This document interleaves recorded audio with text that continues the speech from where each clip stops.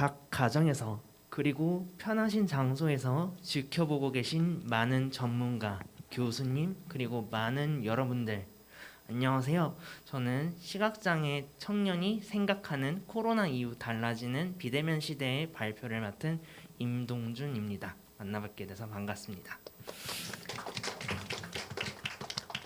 올해는 코로나의 여파로 인해 이렇게 온라인으로나마 여러분들을 뵙게 되었습니다. 오프라인에서의 함성 소리를 듣지 못하는 저도 참 아쉽기만 합니다. 발표에 앞서서 마스크를 쓰고 발표를 하는 것 때문에 저의 목소리가 막혀 들리거나 발음이 부정확할 수 있다는 점 기억해 주셨으면 좋겠습니다. 저는 보시는 바와 같이 빛과 큰 물체를 구분할 수 있는 중증 시각장애인입니다. 제가 오늘 하고자 하는 이야기는 코로나 시대에 이후 달라지는 비대면 시대에 대해서 비장애인 관점이 아닌 장애인, 특히 시각장애인의 관점에서 집중적으로 말씀드리고자 이 자리에 섰습니다. 발표 목차입니다. 첫 번째로 서론, 두 번째로는 본론인데요. 작은 제목으로 교육, 직업, 마지막으로 접근성, 이렇게 세 가지 카테고리로 말씀드리도록 하겠습니다. 그리고 결론으로 저의 발표를 마치려고 합니다. 여러분들은 2020년이 되면서 어떤 생각을 하셨나요? 저는 이런 현실과 동떨어진, 공상과학에서 나올 법한 일이 벌어질 줄은 정말 상상도 못했습니다. 우리는 바이러스가 침투한 세상을 겪으면서 많은 것이 바뀌었습니다. 학교를 가야 하는 아이들은 친구와 선생님을 만나지 못하고, 청소년이라는 타이틀을 떼고 처음 대학 캠퍼스를 가서 마음껏 꿈을 꾸려는 새내기 대학생들은 캠퍼스의 낭만을 이루지 못했습니다. 또한 회사를 잘 다니던 직장인들은 재택근무로 전환되거나 이마저도 되지 않으면 회사를 퇴사하는 직장인들이 많아졌습니다. 그리고 자영업자들은 폐업하는 곳까지 나오게 되었습니다. 이런 게 과연 우리가 바라고 꿈꾸었던 2020년이었을까요? 저는 그렇다고 생각하지 않습니다. 이게 비장애인의 문제가 아닙니다. 우리 모두의 문제입니다. 비장애인보다 훨씬 힘든 것은 장애인이라고 생각합니다. 그럼 지금부터 장애 유형별로 어떤 문제를 가지고 있는지 살펴보도록 하죠. 우선 시각장애인부터 살펴볼까요? 시각장애인은 대부분 안마를 하면서 생계를 유지해 나가시는 분들이 많습니다. 그런데 갑자기 코로나가 세상을 삼키면서 이들의 생계도 위협을 받기 시작했습니다. 시각장애인들은 거리두기로 인해 집에서 지내면서 힘든 상황을 버텨나가고 있습니다. 하지만 시각장애인들을 지원하는 정부의 제도는 전무한 상황입니다. 청각장애인에 대해 살펴보도록 하겠습니다. 청각장애인들도 역시 답답한 것은 마찬가지입니다.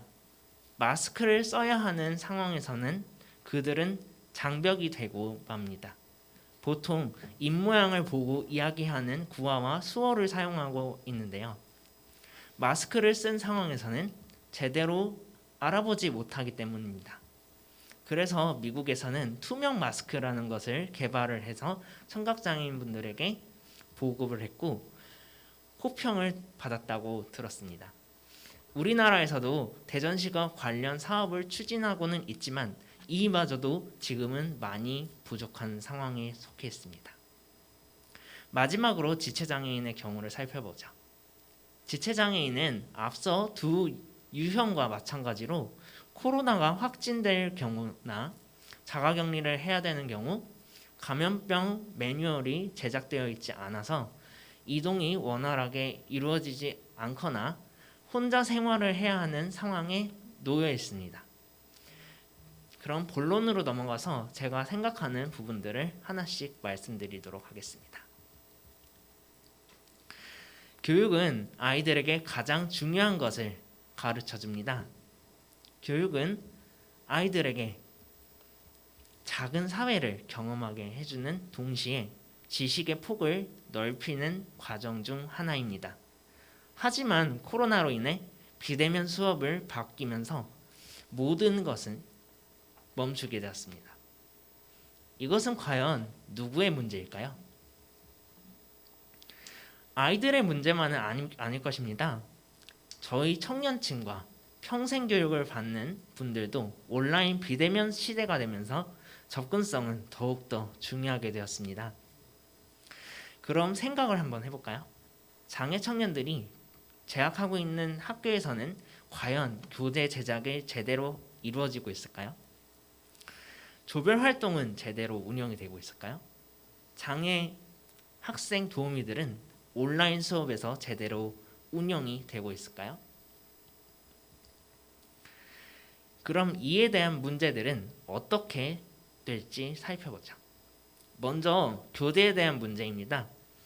강의 교환이나 교재들의 경우 1주차에 맡기면 한 달 뒤에 나온다든지 중간고사 이후에 나오는 등 속도 면에서 많이 뒤처지는 부분들이 있습니다. 그럼 교재들의 질적인 부분들은 어떨까요? 교재들의 질적인 부분 또한 전공이 같은 학생들이 아니면 줄 간격이 틀어지거나 하는 문제들이 발생되기 때문에 전문성이 있어서 떨어진다고 볼 수 있습니다. 이 부분은 학교만의 문제라고는 볼 수 없습니다. 시각장애인 기관에서도 프로그래밍 교재나 영어 교재 등 입력을 거부하는 경우가 발생하여 학습권을 보장받지 못하고 있는 상황에 놓여 있습니다. 그렇다면 위의 문제점을 근거로 해서 개선 사례를 한번 살펴볼까요? 저는 현재 세종사이버대학교에서 컴퓨터 소프트웨어학을 복수 전공하고 있습니다. 작년 이맘때쯤 파이썬 기초라는 과목을 수강 신청을 했는데 조교실에서 기말고사 전에 통계와 같은 부분들이 있어서 해야 되기 때문에 수강을 하기 어렵다는 답변을 받았습니다. 어떻게 해야 할지 모르겠다는 저는 재활협회의 청년행복 제안을 찾았습니다. 올해 상반기에 청년행복 제안에 위의 사례를 적어서 신청을 했고 협회에서는 감사하게도 학교에 공문을 발송해서 담당 교과목 교수 교체뿐만이 아니라 교재 제작 지원까지 지금은 행복하게 학습을 이어나가고 있습니다. 그럼 이제부터는 학습권에 대한 질문들을 해보겠습니다. 왜 마라케시 조약 국제법을 비준을 했음에도 아직까지는 진전이 없는 것일까요? 왜 정치를 하시는 분들은 관련 연구들을 수행하지 않는 것일까요? 비대면 교육이 실시되고 있는데도 많은 교육기관들은 왜 접근성을 지키지 않는 것일까요? 두 번째로는 직업에 대해서 살펴보도록 하겠습니다. 직업은 생계를 유지하기 위해 가장 중요한 수단 중 하나입니다. 여러분들이 많이 아시는 것처럼 시각장애인들은 대부분 안마로 생계를 유지해가고 있는 사람들이 대부분입니다. 시각장애인의 직종이라고 한다면 안마사, 사회복지사, 특수교사와 같이 그 범위도 한정되어져 있습니다. 이제는 코로나 시대에 맞는 직업을 선택해야 할 때입니다. 비대면 직종이 많이 개발해야만 합니다. 출퇴근 시간에 얽매이지 않고 출퇴근이 자유롭다면 어떨까요? 장애인이 업무를 수행하는 업무 툴이 접근성에 맞추어서 제작이 되면 어떨까요? 또한 장애와 상관없이 누구든지 할 수 있는 직업이 개발된다면 어떨까요? 마지막으로 접근성에 대해 말씀드리고 발표를 마칠까 합니다. 저는 2019년 8월부터 2020년 7월까지 한국시각장애인연합회 산하기관 한국웹접근성평가센터에서 접근성 연구원으로 1년 동안 근무했습니다. 제가 접근성 연구원으로 근무하면서 느낀 것은 한 가지였습니다. 그건 바로 비장애인과 동등하게 이용을 할 수 있도록 접근성이 강제가 아닌 권고로 되어 있다는 것입니다. 모두를 위해서 화면 읽기 프로그램이 인지할 수 있도록 이미지에 대체 텍스트를 제공해 주거나 버튼의 레이블이 제공된다면 누구나 다 사용할 수 있을 겁니다. 이것은 기업체의 접근성 인식 부족도 있지만 법에서도 권고가 아닌 강제로 할 수 있는 장치를 만들어야 합니다. 지금 여러분들이 보시는 화면은 주식회사 와들이라는 곳에서 개발한 소리마켓이라는 어플인데요.